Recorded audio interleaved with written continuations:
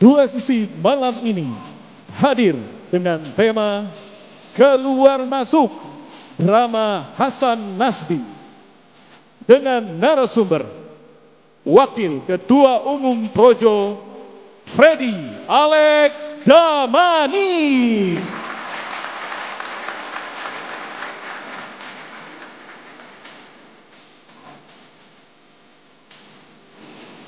Politisi Partai Gerindra yang juga Ketua Umum Lisan Prabowo, Hendarsa Marantoko.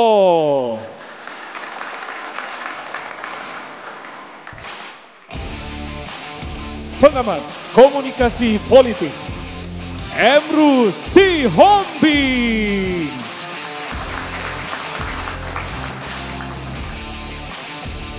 Praktisi komunikasi publik, Rudy S. Kamri. Pembawa acara kita malam ini, Ari Fadil dan Aditya Nugroho.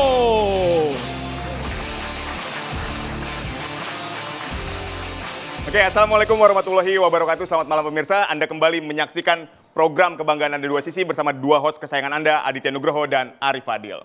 Nih, Ho. Ya. Kalau tadi kita lihat dalam tayangan yang sebelumnya ya. Jadi ada yang kabarnya mengundurkan diri.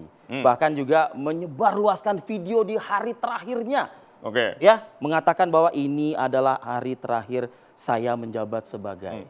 Ya kan? Tapi tiba-tiba di dalam pernyataannya tadi balik lagi menjabat di posisi yang sama, Ho. Oke, ini saya tahu nih, pasti Hasan Nasbi nih, Kepala PCO Kantor Komunikasi Kepresidenan. Tapi Ya. kan dia menjabat kembali, Vi. Ini kan memang diminta lagi sama Pak Prabowo. Gitu. Jadi kalau menurut saya, ya ini hak prerogatif Presiden, masa diminta ditolak sih, Vi? Apalagi kita lihat bahwa tadi dikatakan oleh Hasan Nasbi, ini bentuk loyalitas dia terhadap Tadi kita dengar. Presiden. Betul. Berarti selama ini dia nggak loyal, maksudnya Wah. gitu. Ini bahaya nih omongannya. Kalau saya bilang, gini lah, kalau kita ngomongin loyalitas Hasan Nasbi nggak usah diragukan lah. Oh gitu? Kepala PCO itu kan di PCO ini dibentuk di eranya di pengunjung akhir Jokowi, Pak ya? Jokowi. Agustus Betul. 2020. 2 bulan di Pak Jokowi, kemudian melanjutkan ke Prabowo. Kurang loyal apa lagi terhadap dua presiden, Vi? Transisinya luar biasa lah. Oke, apapun itu ya, mau dia kembali lagi, yang jelas sudah ada semacam kayak peringatan. Betul. Atau mungkin ya teguran ya, dari istilahnya evaluasi lah ya, dari Presiden Republik Indonesia Prabowo Subianto. Jadi Pak Prabowo itu teman-teman, itu di hadapan publik dia mengatakan, ya maklum lah, kan namanya juga baru menjabat. Masih harus banyak belajar. Katanya begitu. Betul. Jadi harapannya bisa berhati-hati lagi lah ke depannya Hasan Nasbi ini dalam menyampaikan paparan kepada publik. Oke. Jangan sampai lagi keulang tuh tragedi kepala. Oh, nggak bisa diomongin tuh ya? Jangan diomongin. Oh, iya, iya. Oke, tapi ya itulah. Kalau saya setuju evaluasi perbaikan harus dilakukan. Ya. Tapi kan nggak berarti harus mundur juga, Vi. Setuju. Tapi daripada kita berdebat pada malam hari ini, masa host yang debat nih? Langsung aja lah, narasumbernya yang kita Oh, lempar pasti. untuk berdebat. Langsung aja Bang Freddy Alex Damanik, Waketum Projo untuk Dari langsung ke saya meja. Bang Rudy S. Kamri. Malam Bang Rudy. Apa kabar? Bang Freddy, selamat malam. Jadi saya ingin ke Bang Rudy terus. Boleh, silakan. Bang Rudy tadi mendengar sendiri langsung tuh pernyataannya pada saat doorstop di hadapan awak media ya Bang Rudy ya, bahwa saya ini loyal kepada Presiden, tapi kita mundurin sedikit 2 pekan lalu itu, ini adalah hari terakhir saya menjabat di kabinet. Ada dramanya. Ada dramanya. Dramatis. Ada journey. Iya, oke. Oh itu keren ya? Keren, kasih drama gitu. Keren, tapi kalau kerennya konsisten gitu loh. Nah gimana Bang Rudy melihat ini Bang Rudy? Saya pertama memang agak aneh ya. Nah. Aneh karena mundurnya itu begitu sangat dramatis. Dibuat video oleh Total Politik kalau tidak salah. Dan saya pikir memang pantas dia mundur gitu. Pantas dia mundur? Pantas. Apa faktor apa yang membuat Bang Rudy? Yang pertama saya melihat bahwa, disclaimer dulu. Oke. Saya mendukung pemerintah Pak Prabowo secara kritis. Oke. Ada banyak hal yang saya dukung dari pemerintahan Pak Prabowo, banyak hal. Tapi ada juga yang saya kritisi. Yang saya kritisi salah satunya adalah keberadaan kantor komunikasi kepresidenan. Oh ini, PCO Ya, ini. Pertama itu adalah dibuat di era Pak Jokowi, Ya. kemudian dipaksakan masuk. Tapi kelihatannya tidak kompatibel dengan kabinet merah putih ini. Tidak kompetitif karena? Kelihatannya memang gak pernah kita lihat Pak Hasan Nasbi kemana-mana dengan Pak Prabowo.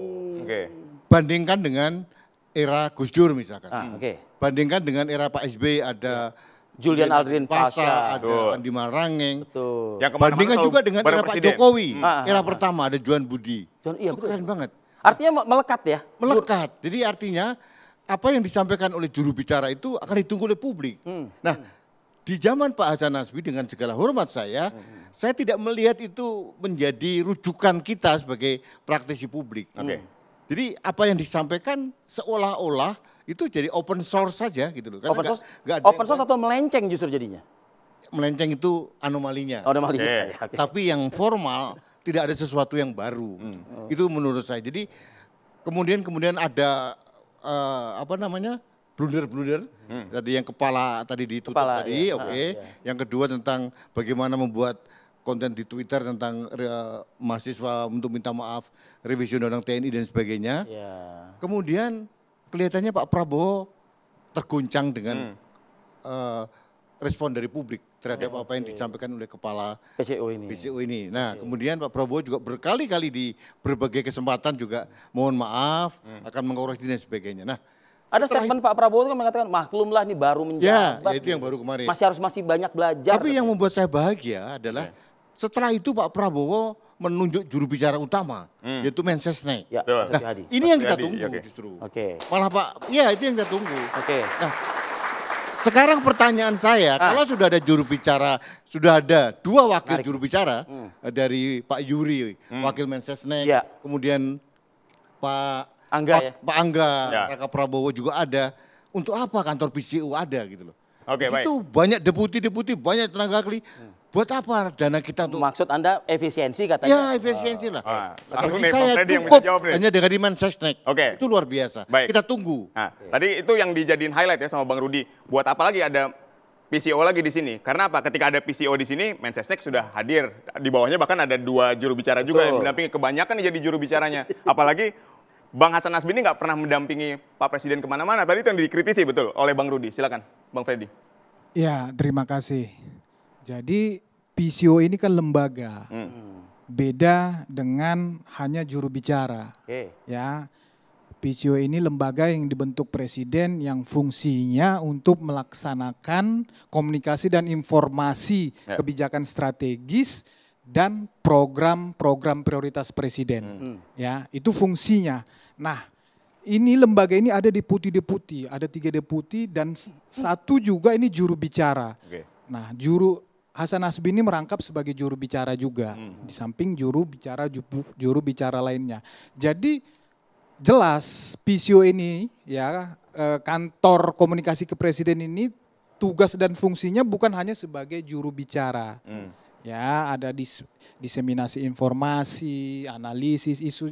Jadi sangat berbeda atau tidak bisa disamakan, terlalu simple kalau kita membandingkan tadi, toh sudah ada juru bicara, tidak bisa seperti itu. Kalau misalnya tadi Mensesnek, itu kan tugasnya Mensesnek, jelas banyak tugasnya ini. Tetapi di samping itu dia diberi tugas juga sebagai juru bicara. Nah itu beda. Kalau PCO ini yang saya gambarkan tadi bukan hanya sebagai juru bicara. Oleh karena itulah di negara-negara modern demokrasi ini seperti di Amerika dan di Inggris, ini lembaga-lembaga seperti ini memang ada, ini penting ini. Dan tidak harus berdampingan dengan presiden. Anda sendiri tadi mengatakan kan merangkap ya sebagai jubir kan? Oke. Ya, dia merangkap juga sebagai jubir dan ada juru bicara, juru Artinya bicara lain. Bang Freddy, saya mau tanya nih, mungkin Anda lebih banyak informasi. Berarti Mensesnek ini bagian dari PCO?